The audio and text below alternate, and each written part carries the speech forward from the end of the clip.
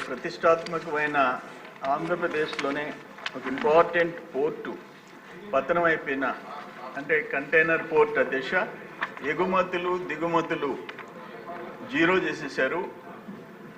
ఇప్పుడు గౌరవ మంత్రి గారు చెప్పిన దాంట్లో అంతకుముందు 25% మారిటైమ్ బోర్డుకి షేర్ ఉండింది. ఇప్పుడు జగన్మోహన్ రెడ్డి గారు ముఖ్యమంత్రి కాగానే దాన్ని కూడా అదానీ పోర్ట్ కంపెనీకి ఇచ్చేసేసి జీరో షేర్ చేసినారు. బట్ దీని విషయం ఒక్క నిమిషంలో 1996లో చంద్రబాబు నాయుడు గారు మా నాయకుడు ముఖ్యమంత్రిగా ఆ రోజు శంకుస్థాపన చేయటం, నేను ఆ రోజు ఎమ్మెల్యేగా ఉండటం, నాట్కో కంపెనీ నుంచి 2004లో సివిరావు గారు నవేగా కంపెనీ తీసుకోవటం, చాలా ఫాస్ట్గా దాన్ని గ్రోత్ సాధించటం. 2000 దిశ ఇండియాలో 3 టాప్ పోర్ట్స్ ఉన్నాయి, ముంబై, చెన్నై, విశాఖపట్నం. దాంతో పోటీ పడే విధంగా 2019కి 6 లక్షల కంటైనర్ల దిశ అంటే ఎగుమతుల దిశ గుంటూరు, ప్రకాశం, నెల్లూరు, రాయలసీమ, బియ్యం, చేపలు, రొయ్యలు, అదేవిధంగా మిర్చి, టొబాకో, వీటన్నిటినీ ఎగుమతుల దిశ. దిగుమతులు అనేక ఎస్సీజెడ్లకి, రాయలసీమకి, నెల్లూరుకి దిశ. ఆ కంటైనర్ పోర్ట్ని ఈరోజు మూసేయటం అంటే చాలా దురదృష్టకరమైన పరిస్థితుల దిశ. నా సబ్మిషన్ నా బాధ ఏంటంటే దాని మీద 2019కి అంతా 10,000 మంది ఉద్యోగాలు, ఉపాధి వచ్చింది అధ్యక్ష. 2,000 మంది లోపల పర్మనెంట్ జాబ్స్ అధ్యక్ష. 12,000 మంది పొట్ట ఈరోజు కొట్టేసేసినారు. నేను ఈ సంవత్సరం జనవరి 31 కంటైనర్ పోర్టు మూతపడిపోతుంది అని చెప్పేసి జనవరి 20వ తేదీ నేను ప్రెస్ కాన్ఫరెన్స్ పెట్టి చెప్పాను అధ్యక్ష. 31 మూతపడిపోయింది. ఆనాడున్న సర్వేపల్లికి సంబంధించి మాజీ వ్యవసాయ శాఖ మంత్రి నోటికి వచ్చినట్టు నన్ను తిట్టాడు.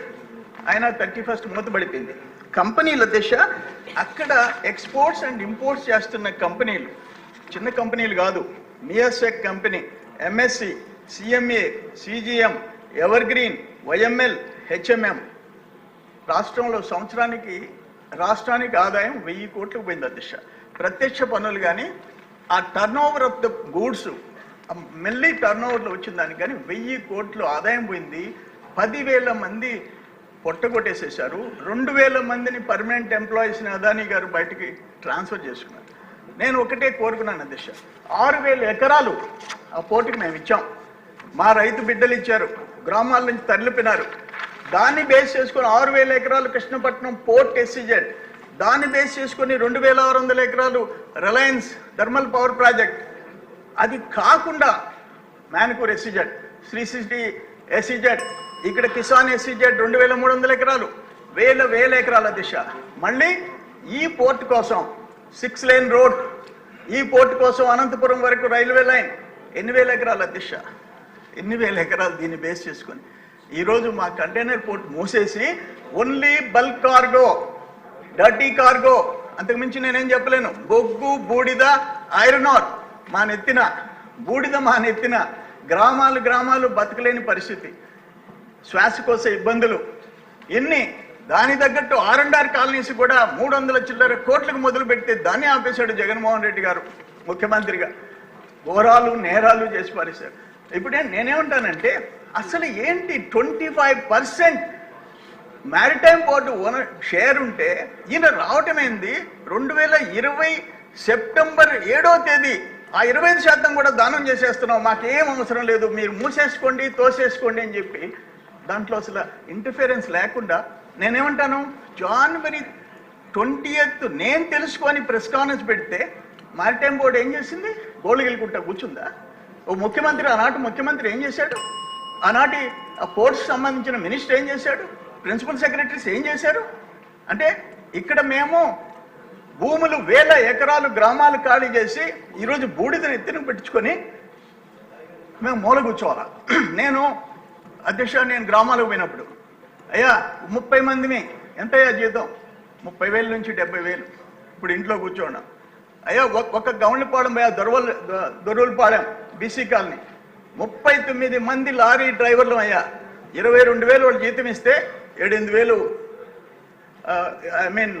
ఏమంటారు అడిషనల్గా 30,000 మేము ఇంట్లో కూర్చున్నామయ్యా అంటే 10,000 మంది అధ్యక్ష, 10,000 మంది కడుపు కోత బాధ. ఎంత బాధ కాదు, వాడు చెప్పేది వింటుంటే కూలి చేసుకున్న బిడ్డలకి అన్నం పెట్టాల్సి వస్తుంది. ఒక ఉద్యోగం మనం ఇస్తే ఇంటికి పోతే సంతోషంగా ఒక ఉద్యోగం ఒకరికి ఇవ్వగలిగామని చెప్పి సంతోషపడతాం. ఈరోజు 10,000 మంది ఉద్యోగాలు పెరిగేసేసాడు. నేను ఒక్క మాట చెప్పాను అధ్యక్ష, అదానీ గారు మా 10,000 మంది బిడ్డల కోసం 1,000 ఎకరాలు రైతులు ఊళ్ళు వదిలిపెట్టిపోయిన రైతు బిడ్డల కోసం నీ కాళ్ళైనా పట్టుకుంటా. మీరు కన్నా మీకు వరల్డ్ రిచెస్ట్ కంపెనీ అధ్యక్ష, 10వ 11వ 12వ ప్రపంచంలో 10వ 11వ రిచెస్ట్ కంపెనీ. నీకెంత? మా పోర్ట్ ఎంత? మీరు అక్కడ కాటుపల్లి పోర్ట్ కొన్నారు, అక్కడనే ఎన్నూరు పోర్ట్ కొన్నారు, అక్కడ జనం తిరగబడ్డారు. బూడిద బొగ్గు వస్తే ఒప్పుకోమన్నారు, అందుకని తీసుకొచ్చి బూడిద బొగ్గు మాకిచ్చి ఎగుమతులు దిగుమతులు తీసుకుపోతారు. అధ్యక్ష ఒక్క అధ్యక్ష, సచ్ ఎన్ ఇంపార్టెంట్ అధ్యక్ష, దయచేసి 2 minutes. ఇష్యూ మంచిదేనండి, ఇంపార్టెంటే, కానీ హౌస్ కోర్టు నడాలి కదా. నేను కాదంటంలా నేనేమంటున్నానంటే మంత్రి గారిని, ముఖ్యమంత్రి గారిని నేను రిక్వెస్ట్ చేసుకుంటా, మీరు ఒక స్పెషల్ టీం అండి, ప్రిన్సిపల్ సెక్రటరీస్ని ఎవరెవరిని వేస్తారో. అక్కడ చెట్లు లేకుండా పోయినాయి, ఫారెస్ట్ వైలేషన్స్ ఉన్నాయి, ఎన్విరాన్మెంటల్ క్లియరెన్స్ ఇచ్చింది, ఎన్ని బెర్తలకు ఇచ్చారు అది పోయింది. అందుకని ఒక స్పెషల్ ఆఫీసర్స్ టీం అయింది.